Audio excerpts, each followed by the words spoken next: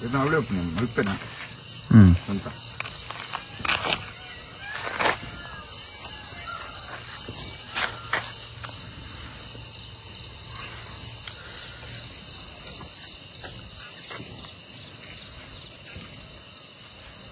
ಅದೆಲ್ಲ ಪಾನದಲ್ಲಿ ಒಳ್ಳೆಯರು ಜನ ಸಂಕಲ ಓಡಿನ ಬಿಡಿ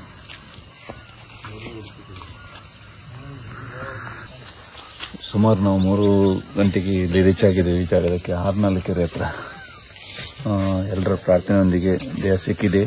ಹಾಗೆ ಆ ಮನೆಯವರಿಗೆ ದುಃಖ ಸಹಿಸಿಕೊಳ್ಳೋ ಶಕ್ತಿ ಆ ಪರಮಾತ್ಮನ ಕೊಡಲಿ. ಇನ್ನಷ್ಟು ಎಲ್ಲರೂ ಪ್ರಾರ್ಥಿಸ್ಕೊಳ್ಳಿ ಆ ಪರಮಾತ್ಮ ಅಂತ ಆ ಮನೆಯವರಿಗೆ ಆ ಆತ್ಮಕ್ಕೆ ಸ್ವರ್ಗ ಆಗಲಿ. ಹಾಗೆಯೇ ಇನ್ನು ಯಾರು ಸಹ ಇಂಥ ಒಂದು ನೀರಿನ ಹತ್ರ ಹೋಗಿ ಆಕಸ್ಮಿಕವಾಗಿ ಕಾಲು ಜಾರಿ ಬಿದ್ದು ಮತ್ತೆ ಒಟ್ಟು ನಾವು ಹೋದರೆ ತುಂಬ ಕಷ್ಟ ಆಗ್ತದೆ. ಅದರಿಂದ ಎಮ್ಮೆ ತೊಳೆಯಲು ಅಥವಾ ಹಸು ಮೇಯಿಸಲು ಹೋಗುವಾಗ ಆದಷ್ಟು ಸುರಕ್ಷಿತವಾಗಿರಿ. ಎಲ್ರಿಗೂ ನಾನು ಕೈ ಮುಗಿದು ಕೇಳ್ತೀನಿ. ಯಾಕೆ ಒಂದ್ಸಲ ಹೋದ ಪ್ರಾಣ ಇನ್ನೊಂದ್ಸಲ ಬರಲ್ಲ. ಆದಷ್ಟು ಸುರಕ್ಷಿತವಾಗಿರಿ ಎಲ್ರಿಗಂತ ಕೈ ಮುಗಿದು ಕೇಳ್ತಿದ್ದೀನಿ. ಈಶ್ವರಣ್ಣನವರು ಇವತ್ತ ಏನು ಕರ್ನಾಟಕ ರಾಜ್ಯದ ಹಾಸನ ಜಿಲ್ಲೆ ಅರಸೀಕೆರೆ ತಾಲೂಕು ಆರನಹಳ್ಳಿ ಕನಕಂಜಲಿ ಗ್ರಾಮಕ್ಕೆ ಆಗಮಿಸಿ ಇವತ್ತ ಅನಾಹುತಕ್ಕೆ ಈಡಾದಂಥ ಒಂದು ಹೆಣ್ಣುಮಗು ಬಾಡಿಯನ್ನು ಮೇಲ್ತೆಗೆದಿದ್ದಾರೆ.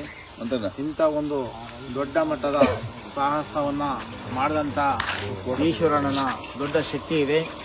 ಇವತ್ತ ಇಂಥ ಸುಮಾರು ಹಲವಾರು 400ಕ್ಕೂ ಹೆಚ್ಚು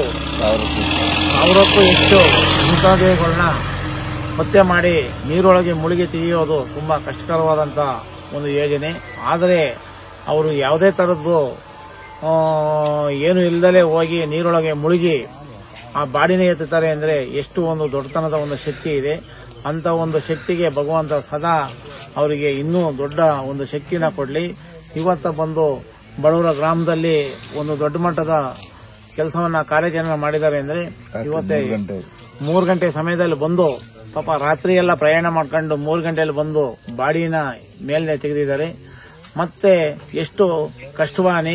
ಈಗಾಗಲೇ ನಾನು ಕೇಳಿದೆ, ಅಂಕೋಲದಲ್ಲಿ ಅಲ್ಲೂ ಸಹ ಲಾರಿ ಪಲ್ಟಿಯಾಗಿ ಸೇತುವೆಯಾಗಿ ಅಲ್ಲೂ ಸಹ ದೊಡ್ಡ ಪ್ರಮಾಣದಲ್ಲಿ ಬಾಡಿಯನ್ನ ತೆಗೆದಿದ್ದಾರೆ. ಹಾಗೆ ನಮ್ಮ ಜಿಲ್ಲೆಯಲ್ಲೇ ಆದಂಥ ಮಸಳೆ ಹೊಸ್ಟೆಳಲ್ಲೂ ಸಹ ತೆಗೆದಿದ್ದಾರೆ. ಹೆಸರುಘಟ್ಟ, ನೆಲಮಂಗಲ ಅನೇಕ ಭಾಗಗಳಲ್ಲಿ, ಮಂಡ್ಯ, ಮೈಸೂರು, ಮದ್ದೂರು ಎಲ್ಲಾ ಕಡೆ ತೆಗೆದಿದ್ದಾರೆ. ಇಡೀ ರಾಜ್ಯದಲ್ಲೇ ಹೋಗಿ ತೆಗೆಯುವಂತ ಒಂದು ಶಕ್ತಿನ ಭಗವಂತ ಕೊಟ್ಟಿದ್ದಾರೆ ಅಂದ್ರೆ ಇವರು ಭಗವಂತಗೆ ಸೀಮಿತವಾಗಿದ್ದಾರೆ. ಅದರಿಂದ ಸದಾ ಇವರು ಬೆಳಕಾಗಿರಲಿ. ಇವರು ಕುಟುಂಬ ಯಾವುದೇ ತರಹದ ನೋವಾಗದಂತ ಸರ್ಕಾರ ಕೂಡಲೇ ಅವರಿಗೆ ರಕ್ಷಣೆ ನೀಡಬೇಕು. ಅವರಿಗೆ ಯಾವುದೇ ಎಲ್ಲೇ ಹೋಗುವಾಗ ಸರ್ಕಾರ ಮುಂಜಾಗ್ರತೆ ಕ್ರಮ ಕೈಗೊಳ್ಳಬೇಕು. ಸರ್ಕಾರ ಮತ್ತೆ ಯಾವುದೇ ಟೋಲ್ಗಳಾಗ್ಲಿ ಯಾವುದೇ ಆಗಲಿ ಅವ್ರ ಕಾರ್ಡ್ ID ಕಾರ್ಡ್ ಮುಖಾಂತರ ಟೋಲ್ನಲ್ಲೂ ಸಹ ಅವ್ರನ್ನ ಬಿಡ್ಕೊಳ್ಳುವಂತ ಒಂದು ವ್ಯವಸ್ಥೆನ ಮಾಡಬೇಕು. ಏಕೆಂದ್ರೆ ಅವರು ಒಂದು ಹೋರಾಟದ ಒಂದು ನಿಟ್ಟಲ್ಲಿ ಬಡವರು ಸೇವೆ ಮಾಡ್ತಿದ್ದಾರೆ.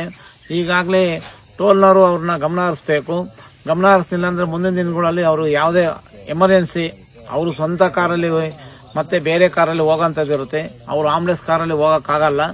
ಆ ಸಂದರ್ಭದಲ್ಲೂ ಅವ್ರನ್ನ ನೋಡಿ ID ಕಾರ್ಡ್ ಪ್ರೂಫ್ ಮಾಡಿ ಅವ್ರನ್ನ ಬಿಡೋ ಅಂತ ವ್ಯವಸ್ಥೆನ ಮಾಡಬೇಕು. ಅದಕ್ಕೆ ನಾನು ಸಹ ಟೋಲು ಏನಿದ್ದಾರೆ ಅವ್ರಿಗೆ ಇದನ್ನ ಮಾಡಿ ವ್ಯವಸ್ಥೆನ ಮಾಡಿ ಹೇಳ್ತೀನಿ.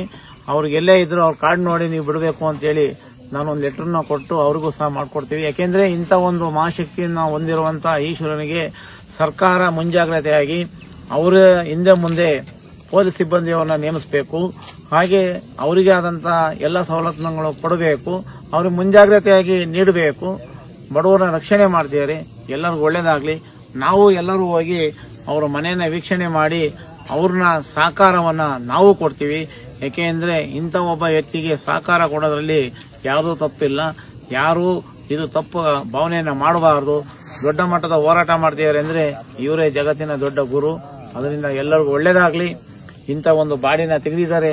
ಇವತ್ತ ಕನಕಂಜಳಿ ಗ್ರಾಮಕ್ಕೆ ಬಂದಿದ್ದಾರೆ ಅಂದ್ರೆ ಚಿಕ್ಕ ಹಳ್ಳಿಗೆ ಹುಡುಕೊಂಡ್ ಬಂದಿದ್ದಾರೆ ಅಂದ್ರೆ ಹುಡುಗಾಟದ ಮಾತಲ್ಲ. ಇವರು ಸದಾ ದೇವರಾಗಿರ್ಲಿ, ಇವರು ಬೆಳಕಾಗಿರ್ಲಿ ಅಂತ ಹೇಳಿ ನಾವು ಈ ಮೂಲಕ ಎಲ್ಲರನ್ನೂ ಪ್ರಾರ್ಥಿಸ್ತಿದ್ವಿ. ಆದರೆ ಈಶ್ವರನ ದೊಡ್ಡದಾಗಿ ಪ್ರಯತ್ನ ಇದೆ. ಈಶ್ವರ ಅಂದ್ರೆ ಭಗವಂತದಲ್ಲಿ ಈಶ್ವರನೇ, ದೇವರಾಗಿ ಬಂದಿದ್ದಾರೆ ಅಂದ್ರೆ ಅವ್ರ ತಂದೆ ತಾಯಿ ಅವನಿಗೆ ಈಶ್ವರ ಅಂತ ಹೆಸರಿಟ್ಟಿರೋದು ಇವತ್ತ ಈಶ್ವರನ ತರನೇ ಕಾಣ್ತಿದ್ದಾರೆ. ಈಶ್ವರ ಹೆಂಗೆ ಮೇಲಿಂದ ಭೂಲೋಕದಿಂದ ಬಂದು ಕೆಳಗೆ ನೋಡ್ತಾನೆ ಜನಸಾಮಾನ್ಯರನ್ನ ಮತ್ತೆ ಎಲ್ಲರನ್ನೂ, ಆ ತರ ಈಶ್ವರ ಭೂಲೋಕದಿಂದ ಬಂದು ಎಲ್ಲರನ್ನೂ ಕಾಪಾಡ್ತೇನೆ ಅನ್ನೋದಕ್ಕೆ ಇದೇ ಸಾಕ್ಷಿ. ಇದಕ್ಕೆ ಎಲ್ಲರಿಗೂ ಒಳ್ಳೇದಾಗ್ಲಿ ಅಂತ ನಾನು ಕೇಳ್ಕೊಂತೀನಿ.